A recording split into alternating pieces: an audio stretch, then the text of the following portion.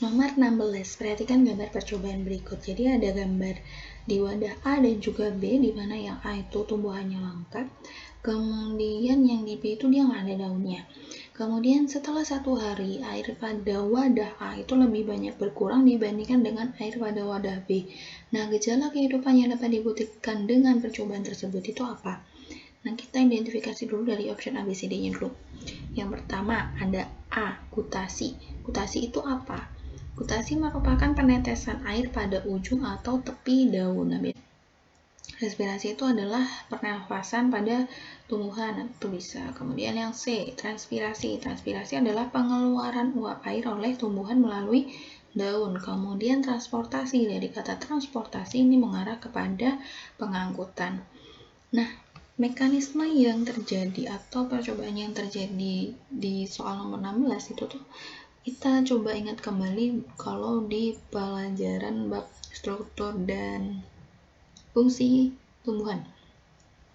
Nah, di sana itu ada percobaan di mana kita meletakkan tumbuhan pacar air di dalam wadah yang berisi pewarna. Warnanya itu dari eosin. Nah, eosin itu biasanya nanti warnanya bisa merah. Nah, ketika kita tinggalkan atau kita biarkan saja si tumbuhan pacar air itu dalam 1 malam, maka nanti akan terlihat warna di batangnya sini itu berwarna merah.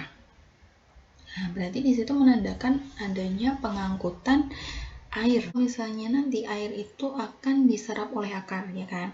Kemudian diangkut melalui silem ke bagian batang dan juga daun tumbuhan. Nah, kalau prosesnya di A, di wadah A itu bisa ya, tapi kalau di B berarti kan dia hanya sampai di batangnya saja. Kemudian zat makanan yang dibuat di daun itu akan diangkut melalui floem ke bagian lain tumbuhan yang memerlukan zat makanan. Kemudian yang di B gimana? Dia nggak ada daunnya sama sekali. Nanti yang buat makanan siapa? Terus di sini ada beberapa faktor yang mempengaruhi dari proses pengangkutan air dan zat terlarut hingga sampai ke daun. Nah, ini yang pertama adalah daya kapilaritas. Masih ingat tentang daya kapilaritas? Jadi, pembuluh silem yang terdapat pada tumbuhan itu akan dianggap sebagai pipa kapiler.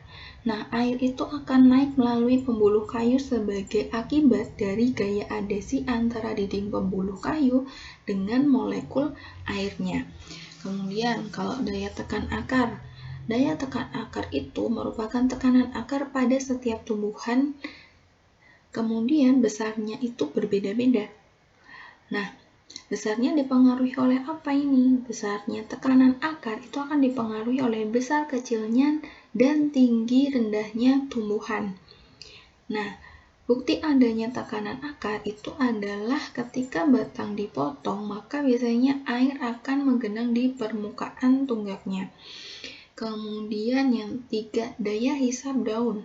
Nah, ini disebabkan adanya penguapan atau transpirasi air dari daun yang besarnya berbanding lurus dengan luas bidang penguapan atau intensitas penguapan. Nah, dari penjelasan tadi di sini tuh percobaannya lebih mengarah kepada pembuktian pengangkutan airnya gitu. Jadi lebih mengarah di option yang D, yaitu transportasi pada tumbuhan. Nomor 17, perhatikan gambar berikut. Ada 5 gambar hewan ya. Nah, hewan yang tergolong filum Arthropoda itu yang mana? Kita ingat kembali bahwa Arthropoda itu merupakan hewan dengan ciri-ciri kaki berbuku-buku. Nah, Arthropoda itu dibedakan jadi 4 nih. Yang pertama ada Arachnida. Nah, dia itu punya kaki 4 pasang. Nah, contohnya ada laba-laba, kemudian kalajengking, terus yang selanjutnya. Nomor 2, Myriapoda. Jadi dia mempunyai 1 atau 2 pasang kaki di setiap ruas tubuhnya. Nah, contohnya adalah pada lipan, wing, kayak gitu. Kemudian nomor 3, itu adalah Insecta. Jadi dia mempunyai 3 pasang kaki. Contohnya adalah pada belalang dan juga kupu-kupu.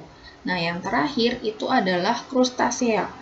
Jadi dia mempunyai 5 pasang kaki. Contohnya adalah pada kepiting dan juga udang. Nah, di sini yang termasuk dalam filum Arthropoda, seperti yang sudah saya sebutkan tadi, berarti ada pada nomor 1, 2, dan juga nomor 5. Jadi jawabannya adalah yang B. Nah, kemudian yang nomor 3 dan 4 itu termasuknya di mana? Nomor 3 itu kan gurita. Gurita itu masuknya di cephalopoda atau kakinya itu berada di kepala. Sedangkan nomor 4 di hewan siput. Siput itu siput atau bagicot ya. Nah, dia itu kan punya cangkang. Nah, sehingga dia itu termasuknya ke dalam bivalvia atau tertutup dari lempengan gitu. Kemudian nomor 3 dan juga 4 itu sebenarnya dia masuk ke dalam film yang sama, yaitu di moluska. Nah, moluska itu masuknya adalah hewan bertubuh lunak. Untuk selanjutnya saya akan menyajikan beberapa contoh dari hewan arvertebrata. Nah, yang di arthropodanya saya tidak akan jelaskan lagi karena di sini sudah saya tuliskan. Nah, next di sini ada Porifera, Coelenterata, kemudian Platyhelminthes. Berikut dengan ciri-ciri dan juga contohnya, nanti silahkan di pause jika ingin membaca. Kemudian next, yang selanjutnya adalah Nematelminthes, kemudian ada Annelida, Mollusca, dan juga Echinodermata. Berikut juga dengan ciri-ciri dan juga contohnya. Nanti silahkan disimak ya. Nah, nomor 18, perhatikan data tabel berikut. Jadi ada organ, enzim, dan juga fungsinya. Kemudian hubungan yang tepat antara organ, enzim, dan juga fungsinya pada pencernaan itu apa? Nah, yang untuk organ yang pertama ada usus halus, enzimnya erepsin, fungsinya mengubah tripsinogen menjadi tripsin. Nah, di sini kurang tepat ya untuk enzim erepsin, di sini lebih tepatnya adalah enterokinase sehingga fungsinya akan menjadi benar. Kemudian nomor 2, duodenum, enzimnya sukrase, fungsinya mengubah sukrosa menjadi asam amino. Nah, di sini kurang tepat ya kalau misalnya dituliskannya sebagai asam amino. Jadi lebih tepatnya adalah mengubah sukrosa menjadi glukosa dan fruktosa. Kemudian nomor 3 adalah pankreas. Enzimnya lipase, fungsinya mengubah gliserol menjadi asam lemak. Nah, di sini juga kurang tepat. Lebih tepatnya adalah mengubah lemak menjadi asam lemak dan juga gliserol. Kemudian nomor 4, di mulut, yaitu enzimnya petialim. Fungsinya adalah mengubah amilum menjadi glukosa. Nah, di sini lebih tepat lagi kalau misalnya dituliskannya sebagai maltosa. Kemudian nomor 5, pada organ lambung, enzimnya pepsin, fungsinya adalah mengubah protein menjadi pepton. Nah, ini benar ya. Sehingga dapat disimpulkan bahwa di sini itu pada option A, B, C, D itu tidak ada yang tepat. Nah, selanjutnya saya akan memberikan sebuah tabel. Berikut ada organ, kemudian kelenjar pencernaan, enzim, dan juga fungsinya sebagai apa saja. Nah, kemudian di sini saya tidak akan menjelaskan secara rinci ya. Nah, silakan kalau misalnya kalian membutuhkan ringkasan ini, kalian bisa pause. Kemudian saya akan menjelaskan sedikit saja nih di bagian usus halus. Nah, di usus halus ini kalau misalnya kita lihat kan cukup banyak ya. Kenapa sih ya kok bisa banyak? Nah, di sini kita coba lihat. Pada enzim di bagian sukrase, amilase, maltose, dan juga laktase. Nah, pada bagian tersebut sebenarnya dia merupakan enzim disakarase. Hanya saja saya jabarkan lebih detail dalam sukrase, amilase, maltose, dan juga laktase karena di soal sebelumnya saja kita menjumpai bahwa disebutkan adanya enzim sukrase. Nah, untuk mempermudah kalian, makanya saya jabarkan. Nah, sebenarnya kalau misalnya fungsi umumnya dari enzim disakarase itu apa sih? Jadi fungsinya itu adalah untuk mengubah disakarida menjadi monosakarida, seperti itu. Nomor 19, perhatikan skema pembekuan darah di bawah ini. Isian yang benar untuk kotak A, B, dan C secara berturut-turut itu apa saja? Nah, di sini sambil melihat skemanya, saya coba akan menjelaskan ya, kalau misalnya kita terluka itu nanti prosesnya akan seperti apa. Jadi misal ada bagian tubuh kita yang terluka dan mengeluarkan darah nih, sehingga nanti di situ trombosit itu akan pecah karena bersentuhan dengan permukaan kasar dari pembuluh darah yang terluka. Nah, di dalam trombosit itu terdapat enzim trombokinase atau tromboplastin. Nah, si enzim trombokinase itu akan mengubah protrombin menjadi trombin karena pengaruh ion kalsium dan juga vitamin K dalam darah.